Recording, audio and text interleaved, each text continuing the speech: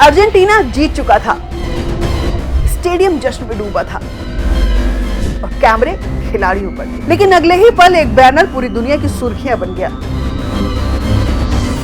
लास Malvinas सन अर्जेंटीनास, यानी Falkland Argentina का है।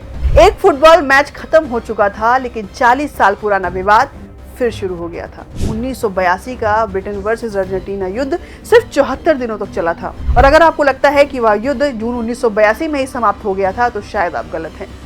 क्योंकि कुछ युद्ध बंदूकें शांत होने के बाद भी खत्म नहीं होते। वे लोगों की यादों, इतिहास की किताबों और राष्ट्रीय पहचान का हिस्सा बन जाते हैं। और कभी कभी तो वे फुटबॉल के मैदान पर भी लौट आते हैं। इंग्लैंड और अर्जेंटीना के बीच खेला गया फीफा वर्ल्ड कप 2026 का सेमीफाइनल ऐसी ही एक कहानी है। स्कोरबोर्ड पर यह सिर्फ 90 मिनट का मुकाबला था, लेकिन उसकी गूंज 4 दशक पुराने इतिहास से जुड़ी हुई थी। 16 जुलाई 2026 अटलांटा का स्टेडियम खचाखच भरा हुआ था। एक तरफ इंग्लैंड, दूसरी तरफ मौजूदा विश्व चैंपियन अर्जेंटीना। रोमांचक मुकाबले में अर्जेंटीना ने 2-1 से जीत दर्ज की और फाइनल में पहुंच गया। लेकिन असली कहानी अंतिम सीटी के बाद शुरू हुई। जश्न के बीच अर्जेंटीना के खिलाड़ियों ने एक बैनर उठाया जिस पर लिखा हुआ था लास माल्विनास सन अर्जेंटीनास, यानी माल्विनास या फॉकलैंड अर्जेंटीना का है। और यही वह क्षण था जब फुटबॉल एक बार फिर से राजनीतिक बहस का हिस्सा बन गया। तो सवाल है कि आखिर जीत के जश्न में फॉकलैंड का जिक्र क्यों?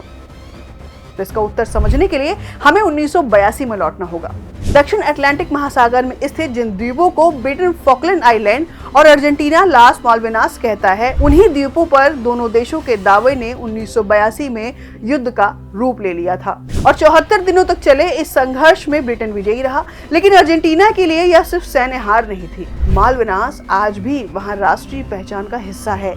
स्कूलों में इसका इतिहास पढ़ाया जाता है और राजनीतिक नेतृत्व समय समय पर इस मुद्दे को राष्ट्रीय सम्मान से भी जोड़ता है। और फिर इतना ही नहीं, युद्ध के सिर्फ 4 साल बाद सन 1986 के विश्व कप में दोनों देश फिर आमने सामने थे। और यही वह मैच था जिसने फुटबॉल इतिहास के 2 सबसे चर्चित गोल दिए, हैंड्स ऑफ गॉड और गोल ऑफ द सेंचुरी।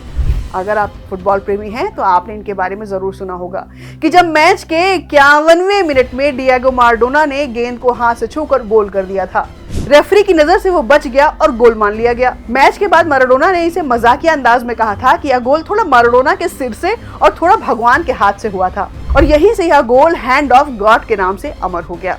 और इंग्लैंड के लिए यह आज भी विवादित गोल है, क्योंकि वह फुटबॉल के नियमों के विरुद्ध था। लेकिन अर्जेंटीना में बहुत से लोग इसे अलग नजरिए से देखते हैं। उनके लिए ये सिर्फ एक गोल नहीं था, बल्कि 1982 के युद्ध में मिली हार के बाद एक प्रतीकात्मक जवाब था।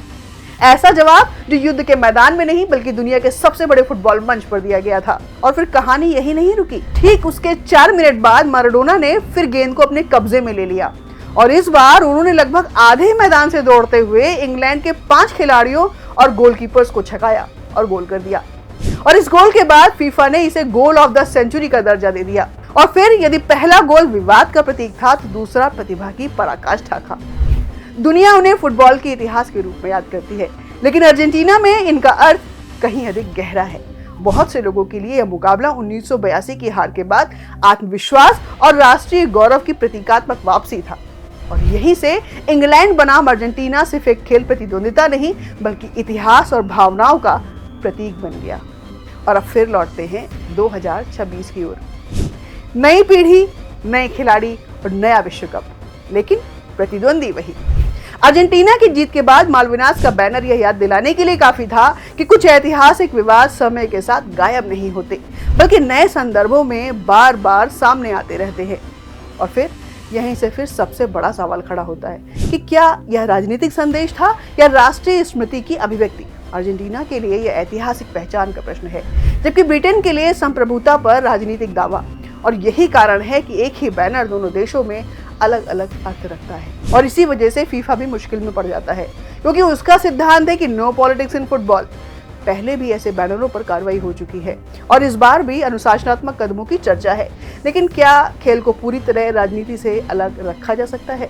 तो इतिहास इसका सरल उत्तर तो नहीं देता। 1936 का बर्लिन ओलंपिक हो या शीत युद्ध के दौर के मुकाबले, अमेरिका और ईरान के मैच हो या बाल्कन देशों की प्रतिद्वंदिताएं, खेल हमेशा अपने समय के समाज और राजनीति का आईना रहा है। शायद खेल राजनीति पैदा नहीं करता है, लेकिन समाज में मौजूद तनावों को दुनिया के सामने जरूर ले आता है। और आज संघर्ष सिर्फ सीमाओं पर नहीं लड़े जाते, वे नैरेटिव्स के माध्यम से भी लड़े जाते हैं। हर देश चाहता है कि दुनिया उसकी कहानी सुने, उसके इतिहास को समझे और उसके दावे को स्वीकार करे। और फीफा वर्ल्ड कप जैसा वैश्विक मंच इस उद्देश्य के लिए सबसे प्रभावशाली माध्यम बन जाता है। इसलिए मैदान में उठाया गया एक बैनर सिर्फ स्टेडियम तक सीमित नहीं रहता, बल्कि पूरी दुनिया में एक राजनीतिक और कूटनीतिक संदेश बन जाता है। और यही वजह है कि इंग्लैंड बनाम अर्जेंटीना का यह मुकाबला सिर्फ 90 मिनट का नहीं था, क्योंकि स्कोरबोर्ड पर दर्ज होने वाले नतीजे समय के साथ बदल जाते हैं, लेकिन इतिहास में दर्ज होने वाली यादें पीढ़ियों तक जीवित रहती हैं। और शायद यही कारण है कि इंग्लैंड और अर्जेंटीना जब भी आमने सामने आते हैं तो मैदान में सिर्फ 22 खिलाड़ी नहीं उतरते, उनके साथ उतरती हैं 1982 के युद्ध की स्मृतियां, माराडोना की विरासत, फॉकलैंड का विवाद और इतिहास के वे अधूरे प्रश्न जिनका उत्तर आज भी अंतर्राष्ट्रीय राजनीति पूरी तरह नहीं दे पाई है। और शायद इतिहास की सबसे दिलचस्प बात भी यही है कि वह हमेशा किताबों में नहीं मिलता। कभी कभी वह स्टेडियम की दर्शक दीर्घा में लहराते हुए एक बैनर पर भी लिखा होता है, और कभी मैराडोना के एक गोल में।